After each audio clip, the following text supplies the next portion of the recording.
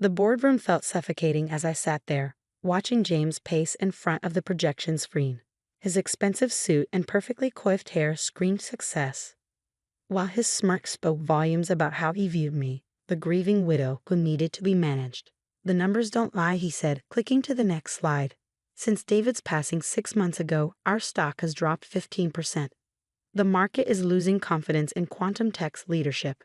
My name is Rachel Chen, and 6 months ago, I lost my husband to a car accident. Today, I was about to lose his company too, or so my brother-in-law thought. Our shareholders are nervous," James continued, his voice dripping with fake concern. "They're worried about having well, let's be honest here, a housewife controlling 51% of a major tech company." The other board members shifted uncomfortably. They'd known me for years as David's wife, the woman who hosted company parties and attended charity events on his arm. The woman who, as far as they knew, had no technical background, no business experience, no qualifications beyond being married to their brilliant CEO. If only they knew. "Rachel," James turned to me, his expression a masterpiece of condescending concern. "You know David would want what's best for the company. My proposal is more than generous. We'll buy your shares at a premium. You can keep the house, the cars, maintain your lifestyle. But let those of us who understand this industry take control." I looked down at the proposal in front of me, fighting to keep my expression neutral. The generous offer would indeed keep me wealthy, but it would give James complete control of quantum tech, the company David and I had built from nothing. "And if I refuse?" I asked quietly. James's smile tightened. "Then I'll be forced to call for a vote of no confidence. The board already supports me. They know you're not qualified to make decisions about quantum computing and AI development." "I see." I closed the folder containing his proposal. "And what about Project Phoenix?" The room went silent. Project Phoenix was quantum tech's most closely guarded secret, a revolutionary quantum encryption system that could change the face of cybersecurity. As far as the world knew, it was David's final project, still in development. James' confidence faltered for a moment. "Project Phoenix is proceeding according to schedule." "Really?" I raised an eyebrow. "So you understand the modifications I made to the quantum entanglement algorithm last week? The ones that increased efficiency by 40%? His face went blank. Around the table, board members started whispering to each other. "What modifications?" James demanded. "David's original design was flawed," I cut in. "It couldn't scale beyond local networks. The new architecture I implemented allows for global deployment while maintaining quantum coherence." The whispers grew louder. James's face reddened. "You expect us to believe you understand quantum computing? You've never even worked in tech." I smiled, thinking about the past 5 years, about the late nights working alongside David, developing algorithms, solving problems that had stumped the industry's best minds, about our decision to keep my involvement secret, knowing how the tech world would react to a female Asian developer, especially one married to the CEO. "Actually," I said, standing up and walking to the computer connected to the projector, "I've been working in tech for longer than you have, James. I just did it under a different name."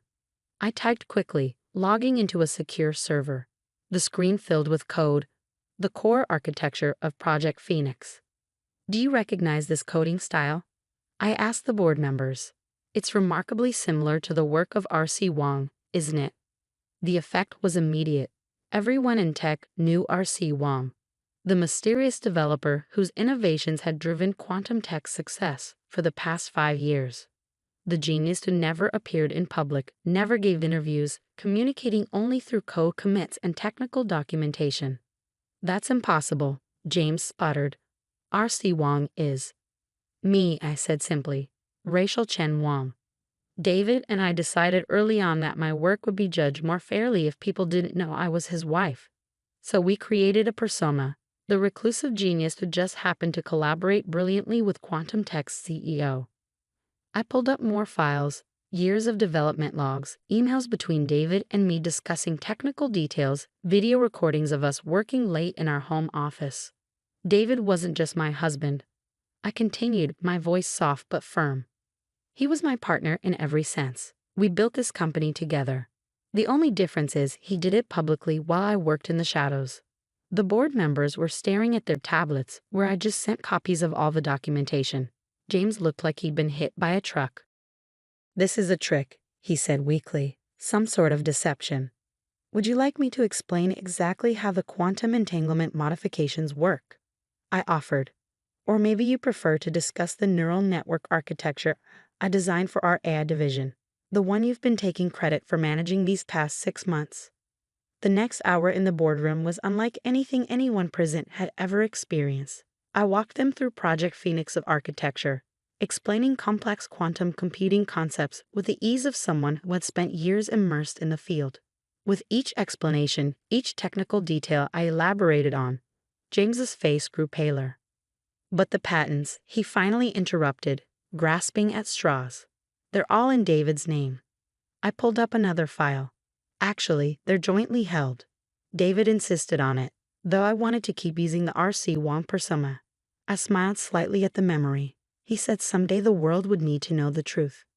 Marcus Chen, our head of development and no relation despite the shared surname, leaned forward.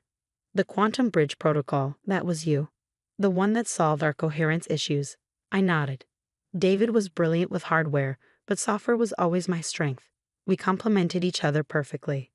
That's why he never fully explained how certain systems worked, Marcus said, realization dawning on his face. He always deflected to R.C. Wong's documentation. "Because I wrote it," I confirmed. David and I had an agreement. He handled the public face of the company, the meetings, the presentations. I focused on development, on solving the technical problems that kept us ahead of the competition. James had remained unusually quiet, his eyes darting between me and his tablet. I could almost see the wheels turning in his head, trying to find a way to discredit me. "Even if this is true," he finally said, "running a tech company requires more than just technical knowledge. It needs business acumen, leadership skills." "You mean like the skills I used to negotiate our Series C funding?" I interrupted. "The deal I closed with Vector Capital while using the R.C. Wong persona." More murmurs around the table. The Vector Capital deal had been legendary. A $300 million investment on incredibly favorable terms, negotiated entirely through encrypted communications with the mysterious R.C. Wong. "That's right," I continued. "I handled most of our major deals. The investors actually preferred dealing with R.C. Wong. They said they'd never met someone who understood both the technical and business sides so completely." I clicked to a new slide showing our company's growth over the past 5 years. Every major innovation, every significant breakthrough, they all came after R.C. Wong joined the company, after I started working with David. "This is absurd," James snapped, finally losing his composure. "You expect us to believe that all this time, while you were playing the perfect corporate wife, hosting dinner parties and charity events, you were secretly some kind of tech genius." "No," I said calmly. "I expect you to look at the evidence in front of you and make a rational decision about what's best for this company." I turned to address the entire board. "I understand your concerns about leadership, but ask yourselves this: who really knows quantum text technology? Who understands where we're going and how to get there? The person who created our core technologies or the person who's been trying to take credit for them?" The board members exchanged glances. Patricia Morrison, our longest-serving member, cleared her throat. "Mrs. Chen, Rachel, why reveal this now? Why not continue as R.C. Wong?" I thought about David, about our late-night conversations about the future, because David was right. The world needs to know that innovation doesn't look like what they expect. That breakthrough ideas can come from anyone, regardless of their gender, their background, or whether they fit the tech industry's preconceptions. I pulled up one final document, the last email David had sent me just hours before the accident. "My brilliant Rachel, if anything ever happens to me, don't let them push you into the shadows. Show them who you really are. Show them what we built together. All my love, David. I've spent 5 years hiding who I am," I said quietly. "I won't do it anymore. This company needs leadership that understands both its technology and its potential. I am that leader, whether you choose to accept it or not." James stood up abruptly.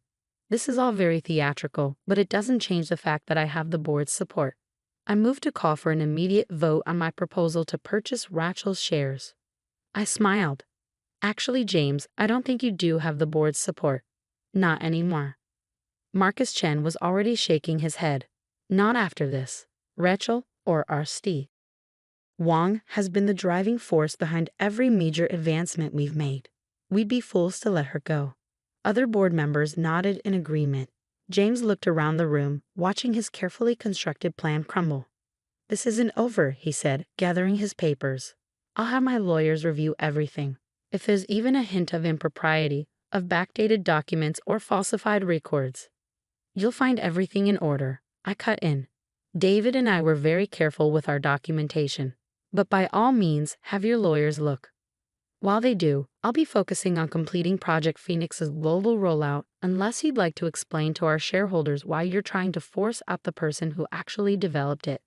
He stormed out of the boardroom, leaving a heavy silence behind. Patricia Morrison was the first to speak.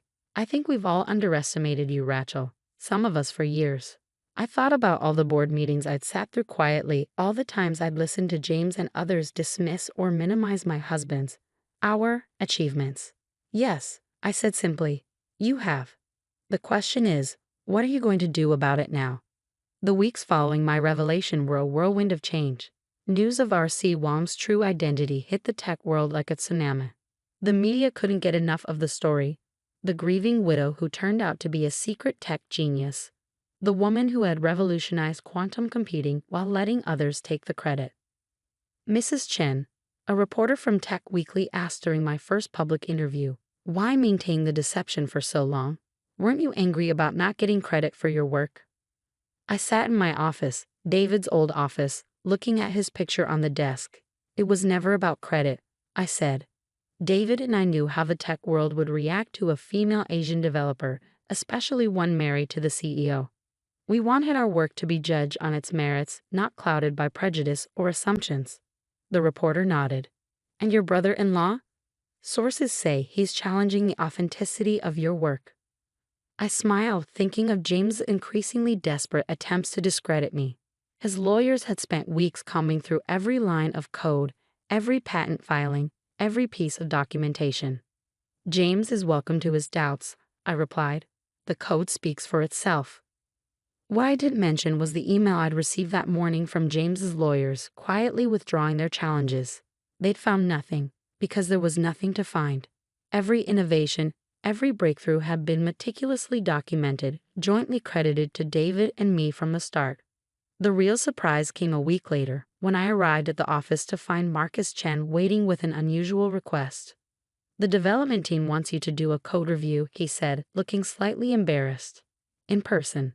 They've been working with R.C. Wang's documentation for years, but now they want to learn directly from you." I spent the afternoon in the development lab, surrounded by engineers who had once seen me only as the CEO's wife. Their respect wasn't grudging or forced. It was earned, line of code by line of code, as I walked them through the systems I'd designed. "It all makes sense now," one young developer said. "The elegant solutions, the innovative approaches, they had your signature all along. We just didn't know to look for it." That evening, as I was preparing to leave, Patricia Morrison appeared in my doorway. "The board has been discussing the future of quantum tech," she said without preamble. "We'd like to make your position as CEO permanent." I looked up from my computer, where I'd been reviewing the latest Project Phoenix tests. "And James has resigned from the board, effective immediately." She smiled slightly. "His last attempt to challenge your work backfired rather spectacularly. Turns out several of his own innovations were actually based on incomplete copies of your prototypes." I wasn't surprised. James had always been better at taking credit than creating something original. "There's something else," Patricia continued. "We've had inquiries from several major tech companies about potential collaborations. It seems R.C. Wang's reputation carries even more weight now that people know the full story." I thought about David, about our dreams for quantum tech. "What kinds of collaborations?" "Google wants to discuss quantum-enhanced machine learning. Microsoft is interested in integrating Project Phoenix into their cloud security. And SpaceX," she paused for effect, "wants to talk about quantum communications for their Mars mission." I looked at David's picture again, remembering our late-night conversations about the future of technology. He had always pushed me to think bigger, to see beyond current limitations. "Schedule the meetings," I said. "But make it clear, I'll be representing quantum tech as myself." No more shadows, no more hiding. The next month was a blur of meetings, presentations, and negotiations. I spoke at tech conferences, did interviews with major publications, and began mentoring programs for young women in STEM. The story of R.C. Wong became a rallying cry for change in the tech industry. James, meanwhile, had disappeared from public view. The last I heard, he was trying to start his own tech company, but investors were wary. It turned out his reputation for taking credit for others' work had spread. 1 year to the day after my revelation in the boardroom, I stood on stage at the World Technology Summit, preparing to unveil Project Phoenix's global launch. The audience was packed with industry leaders, investors, and media. Quantum computing isn't just about processing power. I began looking out at the sea of faces. It's about seeing possibilities others miss, about having the courage to pursue solutions that seem impossible. I clicked to the first slide, a picture of David and me in our garage where we'd built our first quantum prototype. This is where quantum tech really began, I continued. Not in a fancy lab or corporate office, but in a garage where two people dared to dream big. One of those people worked in the spotlight while the other stayed in the shadows. Today, we're bringing those innovations into the light. The presentation was a triumph. Project Phoenix's capabilities exceeded even the most optimistic predictions. Our stock price soared, and more importantly, we were changing the face of cybersecurity forever. After the presentation, as I was gathering my things, I found a note that had been slipped into my bag. It was from James. Rachel, I was wrong. About everything. I'm sorry. James. I folded the note and put it away. His apology meant little now, but at least he had finally seen the truth, that innovation doesn't care about gender, background, or appearances. It cares about brilliance, determination, and the courage to stand in the light. That evening, I sat in my home office, surrounded by the computers and equipment where David and I had spent so many happy hours working together. On my screen was the code for our next big project, a quantum AI system that could revolutionize medical research. You were right, David, I whispered to his picture. The world did need to know the truth. And now they do. I began to type, my fingers flying over the keyboard as new ideas flowed. But this time, I wasn't hiding behind a pseudonym or working in the shadows. I was Rachel Chen, CEO of Quantum Tech, writing code that would change the world. And I was finally completely myself.